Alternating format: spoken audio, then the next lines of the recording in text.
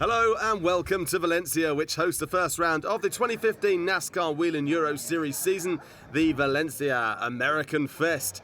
It's the 7th NASCAR Whelen Euro Series season and more than 25 cars on the entry list in either Elite 1 or Elite 2. A real success story here for this European NASCAR Championship.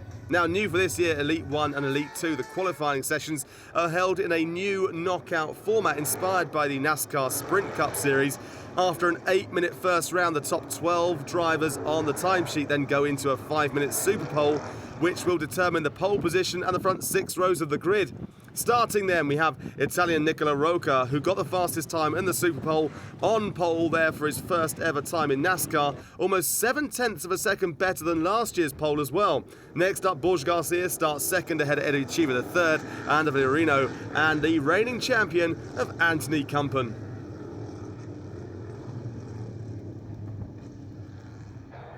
Green lights then, and we're off. A great start from the leader, Nicola Rocca, but carnage at the back of the pack there as Luke Wright and Montefiore come together, spinning round. They are both going to be out of the race and not finished, sadly, for those, which is not the way you want to start the first race of the season. And we're on board with Kumpen, who's knocked round. He's pushed round by Alan Day. Big damage to his car as he watches the rest of the pack driving past. And he's going to be able to rejoin, but a bad start for the 2014 champion. And out comes the safety car as they clear up the track. And, of course, very important to keep your tyres warm, ready for the restart. And here we go, Rocca first, Cheever the second, third. Is he going to make it on the inside? No chance. Shutting the door, says no thank you. That position is mine. We go on board with Andy Villarino up ahead, running wide as we can see there. Eddie Cheever the third, but he's got the lead. Even though he went off the track, he has the lead. So it's Eddie Cheever the third leading. Nicola Rocca in second place. Borja Garcia third, Andy Villarino fourth. We have Burt Longen in fifth and Day making up the top 6. And we can see a gap starting to open there. Top 6 really starting to pull ahead. So the battle for third place is really starting to hot up now. And Villarino right on the tail of Eddie Cheever the third, his compatriot. We go on board with Andy Villarino. Is he going to try a move on Garcia? He looks like he's taken him. He does on the inside. The quick left-hander. He's got him on the inside. A great bit of driving there from Andy Villarino. He has taken third place. Absolutely incredible. So at the end of lap 9 then, the Jerome Sarin Jr. Trophy podium is full of CAAL drivers. That is Cheever, Rocca and Day as well. The Challenger Trophy, we've got Benedetti, car number 9, fighting against Eric De Donker and car 98. And then Jerry DeVert is third place, just looking at him right now. Battle for second place then. Rocca, 56, is still between Eddie Cheever the third and Andy Villarino, who is really trying to make a move on him. You can see him following every move, getting as much slipstream as possible. Can he get him? No, he says. Not a chance one more time. The door firmly slammed shut there by Rocca, still leaving Villarino behind him. He's trying every trick in the book, isn't he? Trying to put him off at every turn. Not working, though. Those young shoulders really taking on all the pressure as we go on board with Andy Villarino. A gap starting to open up and ahead, but he's on the brakes a little bit later, closing the gap up as you'd imagine. And while the others are fighting, can he bide his time and then pounce when the opportunity presents itself? We can really see just how close it is. The first 5 or 6 drivers out on track, not a massive gap between them. So standings then, we have got after 8 laps, Eddie Cheever the third first, Rocca second, Villarino, Garcia from Longen from Day. And then there's a bit of a gap between those and the rest of the field. Fighting all the time as we see the cars going around. Looks pretty gentle actually out there at the moment. No one really trying any moves on each other. But you can bet your bottom dollar that won't last long. We go on board then with Andy Villarino, looking ahead at Cheever and Rocca. And they are really fighting. Villarino sitting back here watching these two all the time going, come on, you two just fight. You two just carry on doing exactly what you're doing. I will get closer to you and closer to you while you're not expecting. And then, well, we've seen him do it before, taking somebody on the inside of a left-hander. But I'll tell you what, he's drawn on line here. We have got Villarino. He's overtaken Rocca, diving in on the inside. Has he got him? He runs wide there on the outside. I think he's got him. I think he's going to make it stick. He should have the drive. And indeed he does. He has the drive. He takes it.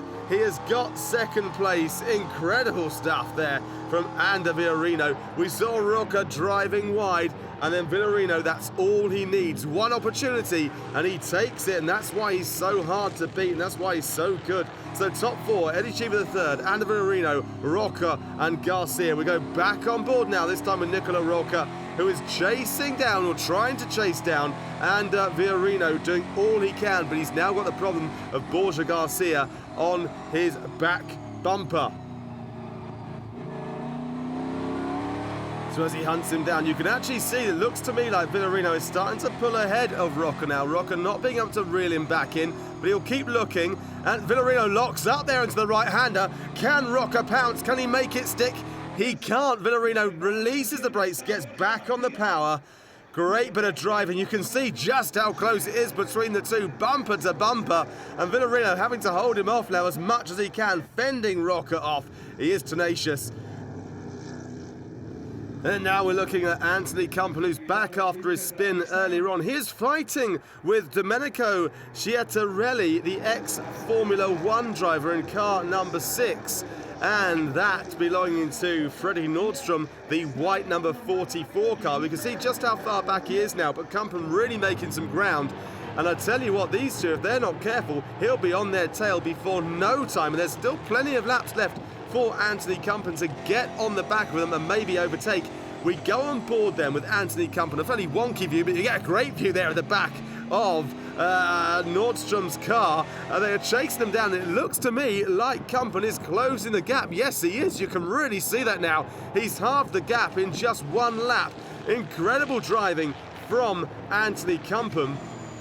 Go back on board with Anthony Campan, and both of them ahead. They are really fighting. Campan looks like he's going to take advantage of this. Nordstrom taps the back of Schiattarelli, and well, it's breathtaking stuff. Campan sitting there biding his time. You know he's going to be looking at this going, keep on fighting, guys. He's got great drive off that left-hander.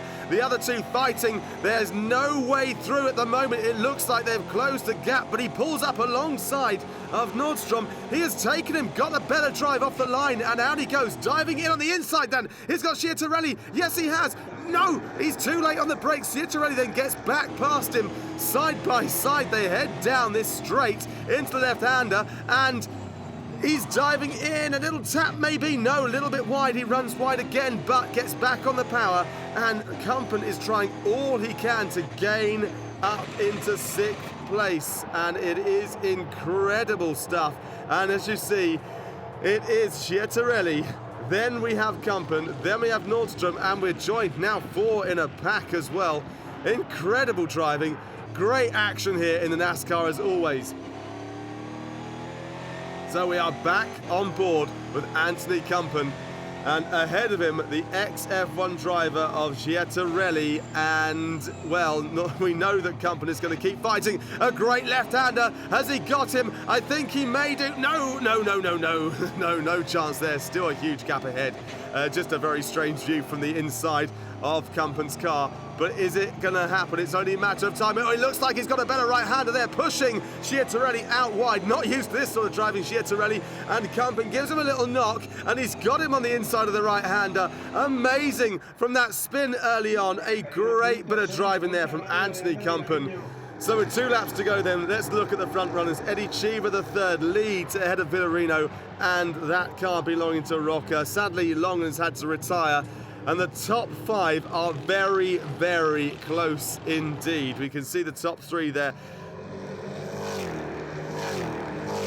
Great view from the pit wall. You get a real sense of how fast these cars are actually travelling. So 1 lap to go then. Eddie Cheever the third leads. Roca and Villarino really fighting it out here, these two. 1 lap to go. Who is going to stay ahead? Your money is on Villarino. He's got advantage on track. We go on board with Nicola Roca, who is chasing him down. But can he get there? 1 lap or half a lap to go. A back marker getting in the way. Obviously trying not to, but slowing him down. So crossing the line then, Eddie Cheever the third wins. His 4th career win for him. He's first in the Jerome Sarin Jr. Trophy. Second, Villarino. Third is Nicola Roca ahead of Borja Garcia. Alan Day crosses the line in 5th. but he's going to get penalised after that contact with the Kumpen, so he's going to be knocked down to 9th place. Roberto Benedetti is the first challenger, while the Best Move award goes to Hugo Beck with 12 places gained, and Eddie Cheever III is over the moon, and Villarino congratulates him in the victory lane.